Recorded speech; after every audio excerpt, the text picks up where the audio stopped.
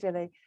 Okay, so, and you can all hear me in this room, okay? Brilliant. Okay, and thank you for those who shared the lift with me on the way up and made sure I made my way to the right place. If you thought we were going to spend 40 minutes talking about arbitrations that have climate change as part of their subject matter, then you can go and have an early drink, because that's not what I'm going to talk about. And partly because, frankly, I think all international arbitration, commercial and treaty, going forward will have climate change somewhere in its subject matter. And I'm going to explain to you why I think that is.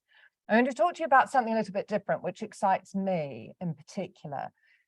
And like Greg, I'm part of the past of international arbitration now rather than the future. But as I reflect on sort of 25 years in international arbitration, international dispute resolution, and my sort of newer sort of life in climate change and climate change negotiations and transition work, the two worlds do collide, and not always happily. So we hope they ultimately have a wonderful chemical reaction and help one another and create a beautiful byproduct. But we're not there yet, we're far from it.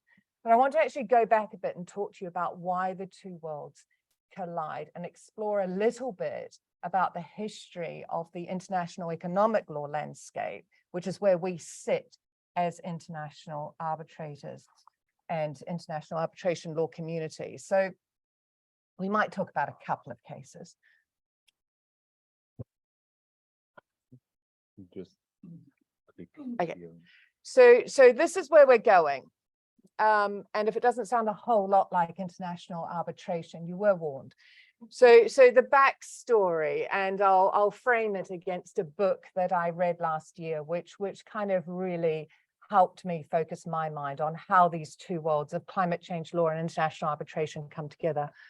The provenance of arbitration, because I think we have to step back into our own backstory really to understand where we're going and what the future looks like now that we have this whole new treaty regime and global transition objectives. International economic law, because that's what we sit in. Private international law, because that's a subset in our Venn diagram of the international economic law body. And then I'm going to overlay the UNFCCC, the United Nations Framework Convention on Climate Change in 1992, Convention, the framework, and the Paris Agreement from 2015. The carbon bathtub, I'll leave that for a surprise. It's nothing like a hot tub. And then where to next? I don't have the answer to that question, but maybe you all will. So we'll leave lots of time for Q&A. So perhaps you can help me out on that. Just press on the. Okay, so this is the backstory in the book that I've been reading, and I really do commend it to everybody. It is absolutely brilliant. It's called Globalists. It's a 2017 book written by a Canadian historian called Quinn Slobodian. I should really know how to pronounce it. The End of Empire and the Birth of Neoliberalism. So the sort of law, economic combined students among you will find it particularly exciting, but even, you know, just the straight up lawyers like me, it's fascinating because it actually tells us about our history and provenance of international arbitration and characterizes it in a way that I didn't know, and I thought I'd spent a lot of time learning about my field. So what he says, page 29, is in the course of World War I, the sacred nature of private property across borders was violated. The space of the private capitalists was desecrated. The era after 1918 was marked by an attempt to re-establish what international economic lawyers saw as the correct balance between the public world of government and the private world of property and contract. Does it sound reminiscent of the very issue that we hear currently? So concretely, in 1918, this translated into a series of projects of capitalist internationalization. Investment must be able to cross borders back and forth without fear of obstacles or expropriation. Capital needed to become cosmopolitan again, post-World War I. So just summarizing all the points that are in there and pulling that apart a bit. So we're end of World War I. The sort of European colonial-driven landscape has been desecrated both within Europe, but also from Europe to its colonies. Political movement at the time, you know, Woodrow Wilson, and we have the League of Nations, and it didn't succeed, but a lot of the ideas seeded the UN. So political movement towards greater sovereign self-determination. So initially within European states, but that expanded just a couple of decades later, or a little bit longer, maybe 3-4 decades later, to Africa, the Caribbean, and those parts of Asia that were colonized by the global north. So this notion of a League of Nations, that all sovereign states, wherever your investments are, those states have equal rights to you, the state where the investor comes from. International economists and lawyers at the time, they were trying to balance this, this public world with the increasing number of national governments against this private world of contract. When you couldn't pull in your military to protect your investors' positions around the world, what are you going to do? You're not quite trusting these new state governments because they're very new, a little bit volatile, democracy not established. So how do you protect them? And the way these international economists worked this through was that you create a layer of legal framework that sits around nations and above nations, or beyond nations. Perhaps above is a bit too qualitative, but sits around national law. And that's where we started to see the modern framework of our internationalization of contracts. And in particular, we saw this in extraction contracts, infrastructure contracts, and basically anything that you're taking out of the state that you're investing in. So the three favored themes of internationalization are stabilization provisions, particularly in long-term concession contracts for extraction. And we're still in the 20s, right? Governing law clauses. So I'm taking my product out of Mali, but I don't want to be governed by Mali law. So I'm going to choose French law or English law, and international dispute resolution. So 1923 is when we have our Geneva Protocol, and you would have done this in the course, and that was the first concrete treaty, multinational instrument for recognition and enforcement of international arbitral awards. So those three features and lots of little mini features were part of this internationalization, this capitalist internationalization projects. So we were there right at the start, international arbitration, right at the start of this international economic law world order or framework that the world is now struggling with in a transition to align with the climate change goals under the Paris Agreement. Now, I should say this all came as a surprise to me, because although I knew about the 1923 Geneva Protocol, I knew it had come from the ICC because I spent so many years in the ICC and it's very proud of its rich heritage. I thought it came from Paris. Now, it didn't. It came from Vienna. And these international economists, international economic lawyers were actually coalesced around the ICC in Vienna, which is kind of a full circle for me, because the week after next, I'm at the UNCITRAL Commission in Vienna, where after 2 years of trying, we have got transition to net zero on the agenda for the commission meeting. So I'm pretty excited about that. So subsequently, we started to see international investment protection through treaties, but a long time later, right? So you know the West German and Pakistan bilateral investment treaty, 1959. So it's quite a bit later. We're still in the 20s here. So fast forward, of course, not much happens during World War II. So we have what I've described here is the capitalist internationalization, this mechanism blueprint, the Viennese ICC economic lawyers, post-imperialism efforts, the non-host state court dispute resolution, that's the form of internationalizing the Geneva Protocol, and then that ultimately gave birth to the New York Convention. Now, we'll come back to the New York Convention because it's a really important nuance of the New York Convention that also, until I started looking at this and trying to see how these two worlds actually fit together sensibly and rationally, a feature of the New York Convention that I hadn't previously appreciated. It's always good to look at what you think you know from a completely different lens. So post-World War II, we bring in the overlay of the UN and the World Bank Group institutions, so post-Bretton Woods. And if you're following any of the climate negotiations, particularly the negotiations outside of the conferences of the parties, you'll know there's a big movement, there's Bridgetown Accords, there's a big movement to try to reinvigorate, rewrite, reinvent the framework of the international financial institutions. So the post-Bretton Woods or Bretton Woods 2.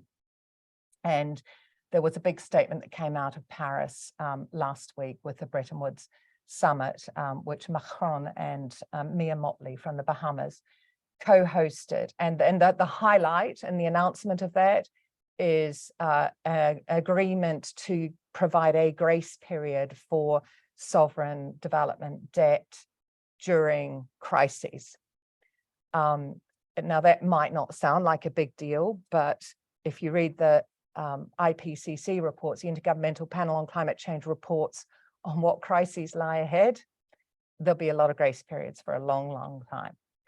So post-World War II, we come back, we've now got these International Development Bank institutions centralized. We have the IFS, the gold standard. Remember, the US tried to put everything against the US standard. That didn't work, but the International Development institutions were born at that time. Still, we're in the late 40s and the 50s, we still don't have a lot of those states that we have in the modern state system. A lot of them didn't start to come until the 60s, 70s, 80s. So the UK did a lot more of its decolonization post-World War II. But as I mentioned, first bilateral investment treaty between West Germany and Pakistan in 1959. That did have international arbitration in it, but only state to state. It didn't have investor-state arbitration. But I promised I'd come back to the New York Convention. And what I wanted to say about that, because that came out in the same period. We're post-World War II now, 1958. And 1953, it was the ICC, but more, it was a push, these chaps, and they were chaps, sorry. But these chaps in Vienna from the 1920s, they were Mises and Hayek and Carl Schmitt, who is not so popular now because of his Nazi connections post some of his publications. But if you are interested in what these guys were designing and thinking about in terms of this international economic framework that transcends, I'm not talking about Lex Mercatoria, I'm talking about whole investment system that transcends national states. Go back and look at some of the Rupke, R-O-P-K-E, Rupke lectures, his Hague Institute of Private International Law lecturers. Now, he was an economist, and the Hague Private International Law lectures often would have an economist give one part of the series of lectures every year. And in the 20s, 30s, and 40s, these lectures, I mean, they're still brilliant, but really seminal lectures that created our blueprint that we're working from. When we're talking about transitioning legal frameworks, and we need to understand the blueprint where it came from. So going back and looking at some of those Rupke lectures is really, really interesting. He took on the phrase, he didn't coin it, but he used it, of moving in the 20s, moving from this notion of imperialism to a notion of dominion. So that's how you're taking the state-controlled positions around the world through state dominance, military dominance, to this notion of property rights transcending national borders. Without those property rights transcending national borders, we wouldn't have a job. And so the exit convention came a bit later on all of this, and a lot of the discussion of sort of what's wrong with what we do from civil society, from public interest groups, centers on investment protection under treaty. But actually what we were doing for 30, 40 odd years before investment protection agreements and ISDS, investor state settlement dispute between investor, non-state party and state, was even really thought about in any serious ways. And they did try and have a go at it earlier. What I want to tell you about the New York Convention was when the ICC put it forward to ECOSOC in the early 1950s, and we have a very, very new, young UN. We forget how young the UN is. We had a very young, well, it is to me. We had a very young UN at the time. And ECOSOC had this ICC drafted Convention on International Arbitration in front of it, which was Geneva Protocol on steroids. So it was just bring it up, make it a bit more palatable, get more states to sign up to it. And they called it the International Convention, or I don't know if they called it New York or not, but it was the Convention on the Enforcement of International Awards.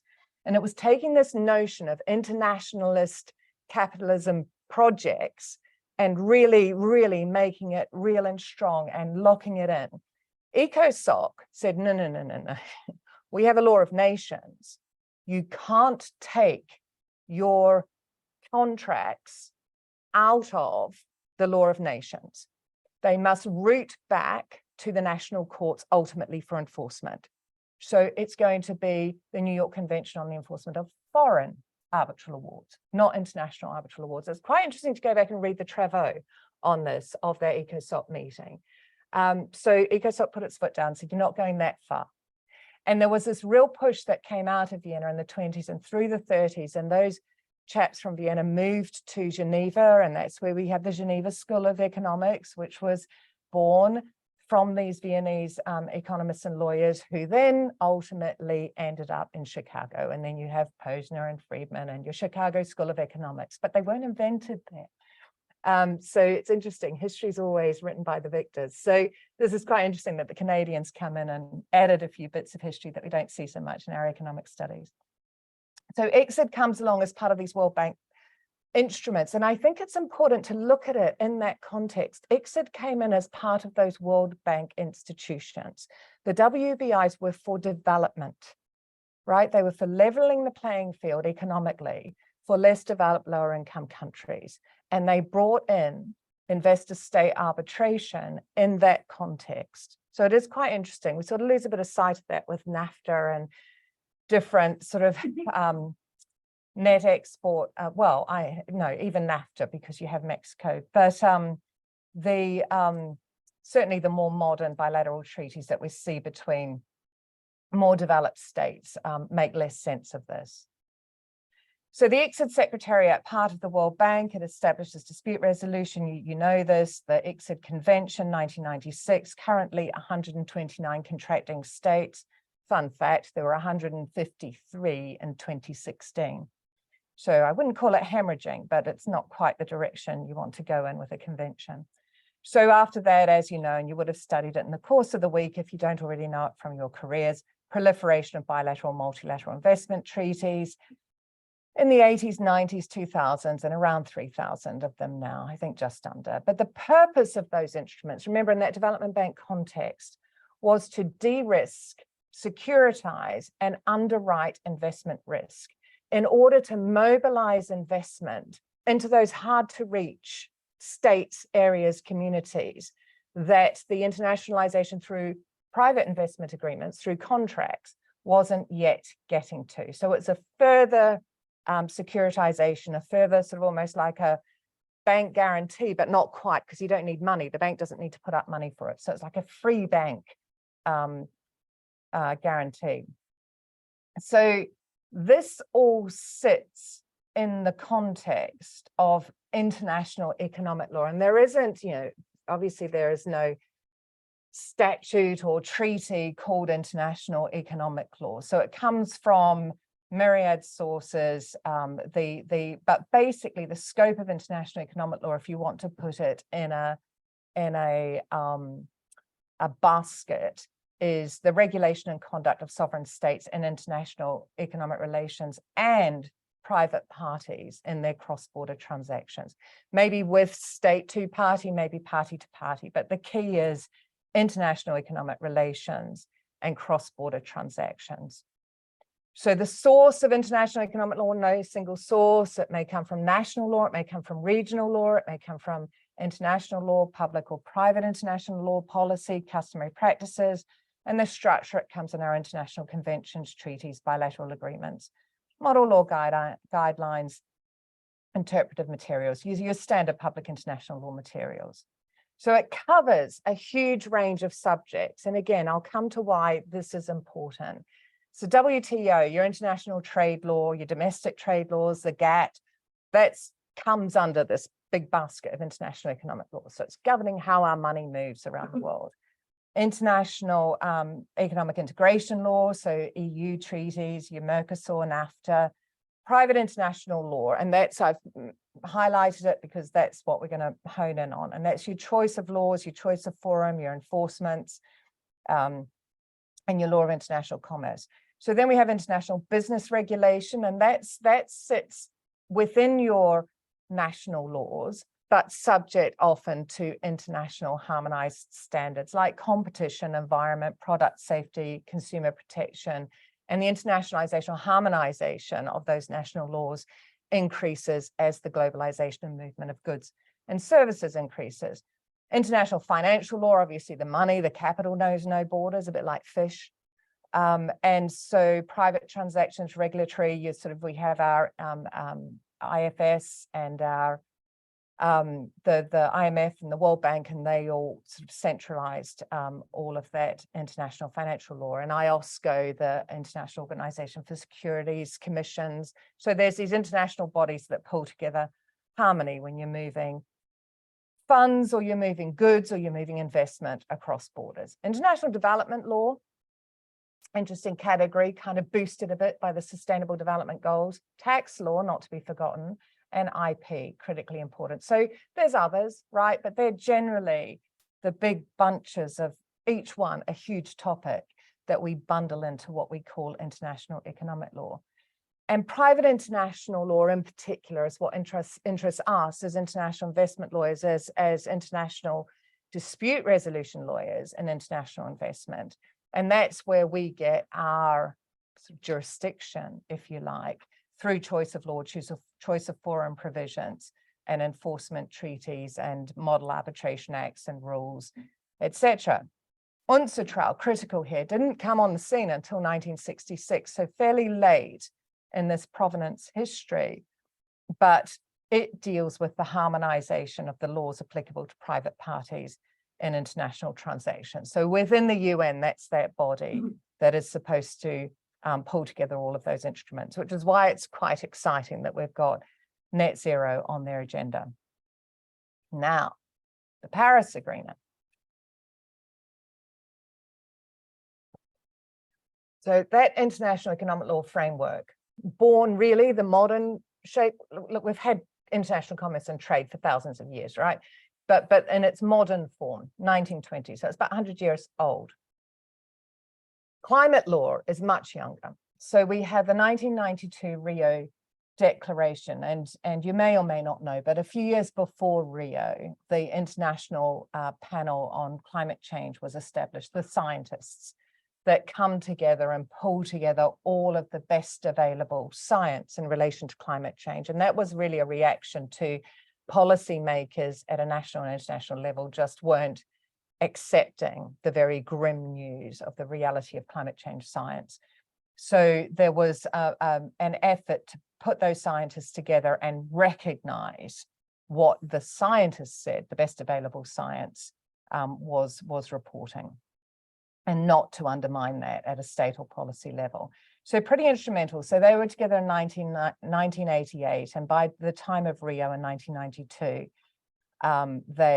which is the first conference of the parties for the UNFCCC, they had already, had gotten together some data. Now, here's what's quite interesting, I think, about the Rio Declaration. If you look at it, the Rio Declaration on environment development from 1992 recognized the rights of states under international economic law, right, to exploit their own resources pursuant to their own environmental policies. So international economic law has always had its anchor in this climate change framework. And then equally recognize the duty, so the rights of states under international economic law. That's how you get your development and your economic prosperity. But the duty of states under international environmental law, now I think climate law goes much broader than environment, but here under international environmental law, the duty of states to ensure activities within their own jurisdiction, in their borders or control, do not cause damage to the environment of other states. So you have a right under international economic law to exploit your resources wherever they are in the world, including the property, capital, money rights of your citizens.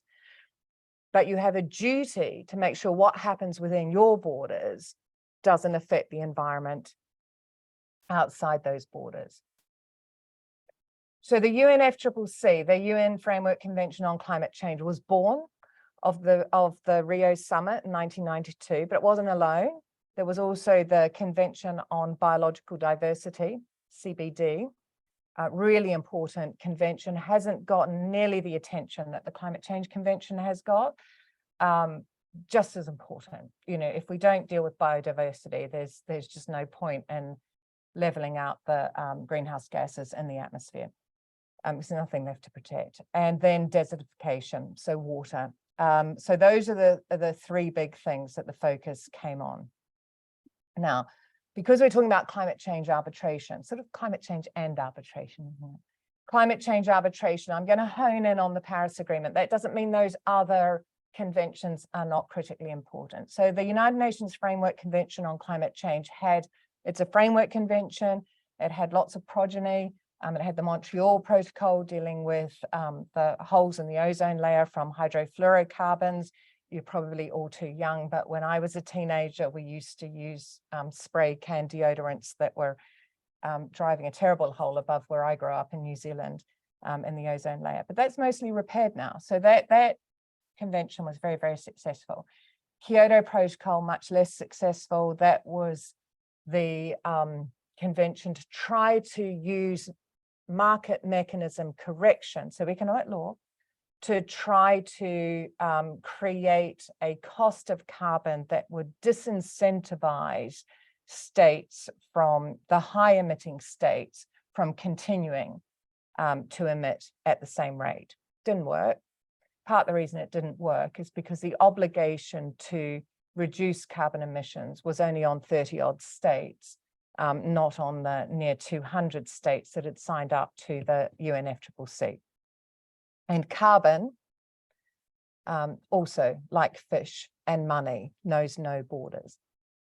So the Paris Agreement 2015, that was, I mean, I spent probably, what are we, 2023. This will be my 8th COP plus some intersessionals in between. Having spent most of my time watching those negotiations and sort of participating around the edges of those negotiations post-Paris, I find it astonishing on a daily basis that we have the Paris Agreement. It is an incredible achievement. It really, really is. And Christiana Figueres and Tom Rivett-Carnac spent a long time building that consensus around the parties before they got to Paris, and that's where the work was done. And as we always say in any international arbitration, preparation. And the Paris Agreement is quite a fragile legal instrument. If you poke too much about trying to get concrete analysis of what the actual legal obligations are and what the enforcement mechanisms are, you might turn it to dust. So I'm a tiny bit nervous about the International Court of Justice special opinion because it asks for concrete declarations on intergenerational rights, which is something that's only in the recital of the Paris Agreement, and concrete declarations on high emitting states onto less developed and lower income countries, which again is in the calibration of the Paris Agreement, but it's all in such a delicate way that everybody could sign off on it and accept it.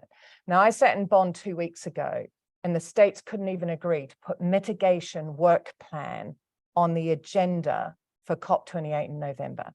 Mitigation work plan, that's reducing greenhouse gases, right? They can't agree to put that on the agenda. So how they agreed to get that Paris Agreement is beyond me. Now 107 states are going to make a submission on what they think that means in terms of legally binding terms. I hope it ends well, but I'm nervous. and of course the judges who are deciding, and I think there's 15, someone might be able to correct me, but the judges who are deciding that are also representatives of states.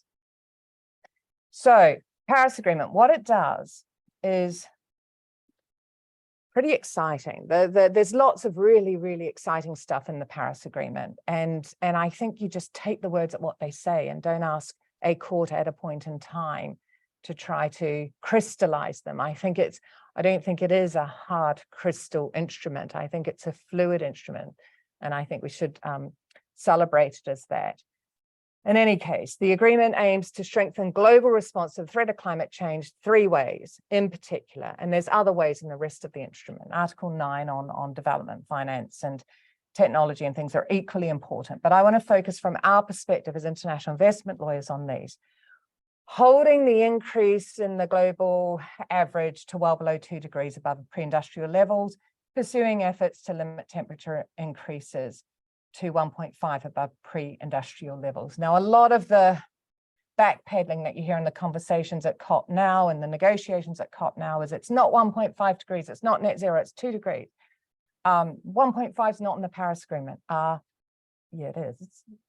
And we now have subsequent IPCC reports. The 2016 special report from the IPCC on 1.5 tells us just how much more difficult, more expensive, more fragile the balance of the society and economic balance on the planet will be between 1.5 and 2.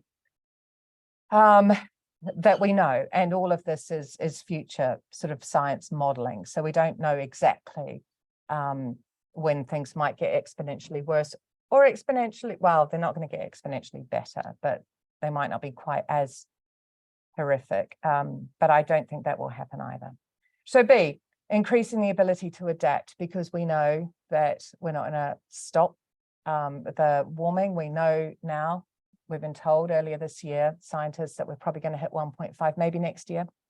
We've got El Nino in the South Pacific, so that's going to push up 1.5. The sea levels, if you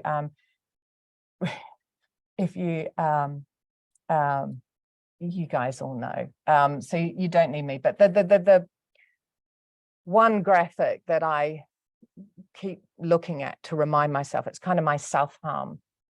NASA just put out a simulation graphic.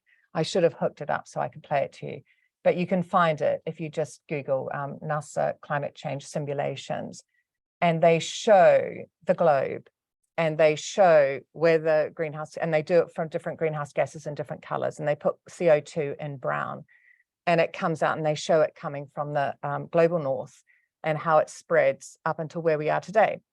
And we are smothered. We have smothered our planet in CO2. And you think, if someone was smothering you with a pillow on your face, wouldn't you fight to get the pillow off? So I keep, that's kind of, sometimes what keeps me going at these negotiations. It's someone's got to fight to get the pillow off. So adapt, that's changing conditions where we can't keep the global warming at the level we need to. And then making finance flows consistent. And now this is a really interesting provision in the Paris Agreement that I'm just going to spend a moment on, because and then I'll speed up. But just let me spend a moment on this, because there's lots of interesting things happening out of 2.1C within the COP negotiations right now. Making finance flows consistent with pathway towards low greenhouse gas emissions and climate resilient development means, and has to mean, to be meaningful and effective, all finance flows. So when Mark Carney stood up at Glasgow COP26 and said, I have representing $138 trillion in global investment funds, he wasn't really, because a lot of it was double counting. So the banks might have lent money to the asset owners who also had the asset managers. So there's a lot of double counting. But anyway, it's a big number. It was over 100 trillion. That's all finance flows. That's not just development funds. Now, there's again a real backpedaling in the COP negotiations now, where a lot of the lower income countries are saying, no, no, no, no. It was only the development money and the sovereign funds that had to be consistent with the Paris Agreement goals. And that links to loss and damage, and you need to pay the $100 billion. $100 billion is not going to have any impact whatsoever on stopping us reaching 1.5 or 2 degrees or 3 degrees or 4 degrees. We need the 100 trillion mobilized and invested in this transition. So Article 2.2, and so I'm going to talk about the role of international investment law and international arbitration in relation to that. But just before I go there, it is we have to look at 2.2 is the agreement, the Paris Agreement, will be implemented to reflect equity in the principle of common differentiated responsibilities and respective capabilities in light of different national circumstances. That's critically important. Not all states are equal when it comes to implementing these commitments. So, first of all, sorry, I went too far, but I don't know how to go backwards. Yeah, there we go. So UNFCCC, Paris Agreement, has its own arbitration. So I need to talk about climate change arbitration. The Paris Agreement and the UNFCCC both have arbitration clauses. So there you go. But Article 24 in the Paris Agreement, Article 14 in the UNFCCC, but they're opt-in. And only Tuvalu, Solomon Islands, and Netherlands have opted in. So they're not activated. Then there is another way to think about climate change arbitration in the Paris Agreement. Paris Agreement Quiet Investment Treaty. If you think about aligning all those financial flows, if you think about what's required practically to get to the mitigation goals, to keep us to the 1.5 or even a 2-degree target, what's needed is enormous amounts of investment. And so in a way, the Paris Agreement is kind of an investment treaty. Now, I said that to one of the negotiators, and he said, yeah, that's what we were doing. Now, it was a British negotiator. I'm sure if you said the same to a negotiator in a lower income country, they'd probably say something quite different, or maybe not. So mitigation requires, according to the International Energy Agency, exponentially scaled up investment in renewable energy, transport systems, and energy efficient infrastructure. And that's our 2.1a. It requires enormous investment in adaptation resilience building and exponentially scaling up of that investment, and ultimately all finance flows. So that's starting to sound to me quite a lot like some of those more familiar investment agreements. International arbitration, our legal framework exists to protect and promote cross-border investment, particularly with the investor state protection in those harder to reach areas.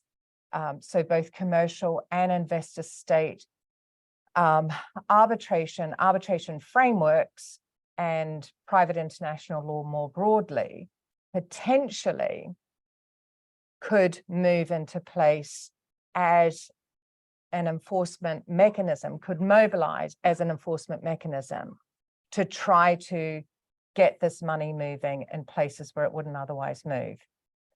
So that was just the dispute resolution. You can have these slides. Now, I want to just now talk to you about the bathtub. And that was at the bottom, remember?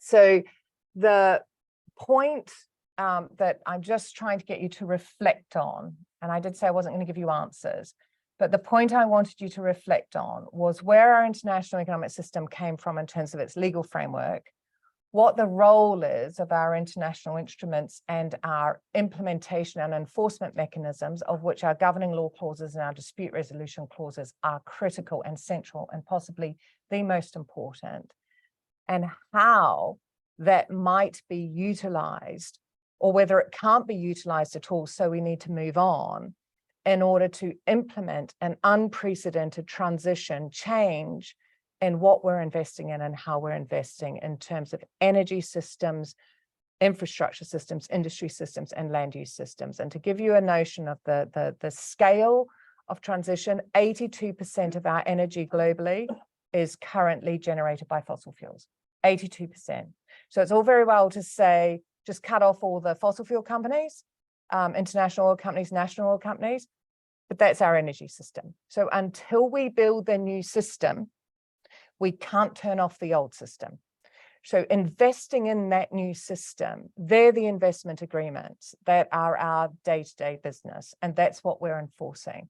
What could and should we be doing in the way we enforce those that is better aligned with achieving those objectives? We don't know that until we properly understand those objectives.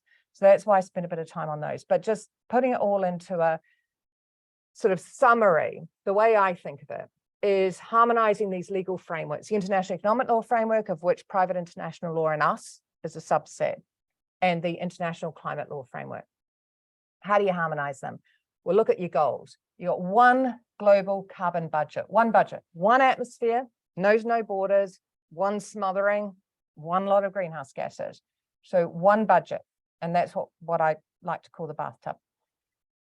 Because the Paris Agreement tried to move away from Kyoto Protocol, which was separating the more developed and less developed countries, we now have 197 countries all entering on their own bottom-up nationally determined contribution plans. So every one of the 197 member states get to say how they're going to balance that carbon budget, which you can immediately see how that's kind of a bit tricky, because that carbon's not staying within the shape of the United Kingdom. Two main approaches to that, two main tactics: reduction, stop emitting, but to stop emitting from your energy system, which is 62% of your emissions. To stop emitting, you have to build the alternative infrastructure or removals, and that's your offsets. Three market mechanisms for removals get a lot of conversation, a lot of discussion, and they are the Article 6 mechanisms in the Paris Agreement, your public international law instrument, your carbon pricing mechanisms with ETS, emissions trading schemes at a national level, if they have offsets. UK doesn't, the EU does, and then voluntary carbon markets, which are just industry markets at the minute, relatively unregulated, if not entirely in some places. So this is the bathtub. I don't know if you can see that properly, but again, Yarrick will make these slides available. A guy by the name of John Lang, who works with a net zero tracker and also energy intelligence, and he does these graphics for us at the Net Zero Lawyers Alliance, of which we're going to sign Osborne Clark up soon. And he did this graphic for us as part of a much bigger Article 6 infographic, which you scroll down. But here's the really important thing about reductions and removals. The way we reduce greenhouse gases, the way we mitigate that Article 2.1a, the primary goal of the Paris Agreement is to slow down the excess emissions, is we turn off the emissions tap, and that's this. We have to turn down that tap. We just have to emit less. We can't emit less as long as we're generating our power from fossil fuels. We just can't. And if we have inefficient buildings and if we have transport system on fossil fuels, we can't emit less. So we have to stop doing those things. So we've got to turn the tap down so this bath stops filling up, because we're not here anymore, we're here. And once we spill over, we're not in good territory. We're not in good territory now. Removals are really here. So untested at scale. So you hear a lot about nature-based solutions, carbon forest offsets. You know, I flew to New York for my friend's hen party, but it's okay, I planted a tree. No. This here is what you do if you can't turn it off, and it's actually kind of an emergency overflow. Your normal carbon cycle, what we all learned about when we were like 7 years old, your normal carbon cycle, what those forests, Brazil, the lungs of the earth, that's all here. That's just a normal cycle. If you're not emitting excess carbon, if you're just breathing with your normal CO2 and your normal carbon excess, then you need all of that nature-based solution for this. So this is excessive removals to match excessive emissions. So what we're seeing right now is a bit of a imbalance between, I think, what a lot of investors and states are seeing as an opportunity to treat all of their nature-based solutions as an alternative to turning down the tap. It's not. And so a lot of the integrity projects that we see with the voluntary carbon markets now are all about trying to recalibrate both what projects are approved and what projects are subject to offset claims. So the carbon neutral is not a good thing to be anymore. So carbon neutral would just mean I plant a tree for every time I flew to New York. That's not okay. You don't take all of those flights. So here's our operating environment. Here's what we are, and here is what is rapidly changing around us, almost as quickly as the weather and the environmental consequences of climate change. Our operating environment as international investment lawyers is changing around us just as quickly. 3 minutes. The public international law. So that framework, the Paris Agreement and its implementation, including through standards which are growing into norms, is changing daily.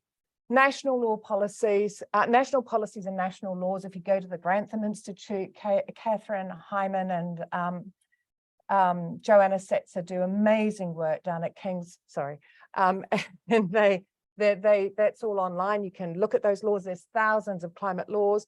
Voluntary net zero frameworks. Just this week, the International Sustainability Standards Board approved 2 IFRS standards and are now going on a lobby. They've got the G7 and the G20 agreeing to work towards implementing them in their national laws. So just like the International Accounting Standards are part of the UK Companies Act, expect imminently to see these IFRS standards coming in.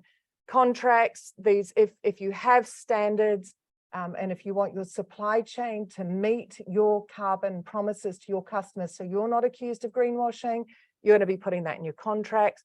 Private international law, our role is yet to be defined, but it's up to us on how we define it, and then our rules and procedures. So all that came after that was just a nod to the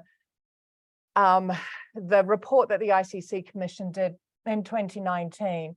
It focused only on procedure. There are some important procedural elements that we can do readily and easily and quickly. Get the right expertise in the room, get the scientists in the room, get the economists who understand the market corrections of carbon pricing mechanisms, things in the room. But actually, there's a much deeper, substantive legal question that comes right down to conflict of public international law norms. And my sort of end point that I'll leave you to go home and stew on is ultimately, if an enforcing court has brought an arbitration award that cuts across the objectives of the Paris Agreement, there is potentially, a la Ackmayer, an argument under Article 30 of the Vienna Convention of Law of Treaties that the New York Convention must be read in a way that's consistent with the Paris Agreement commitments, or if it's not, the most recent treaty in time takes precedence, which puts Paris Agreement over the New York Convention. Sacrilege to an international arbitration community. But if we don't think about it and become part of the solution, we'll be put out of the way.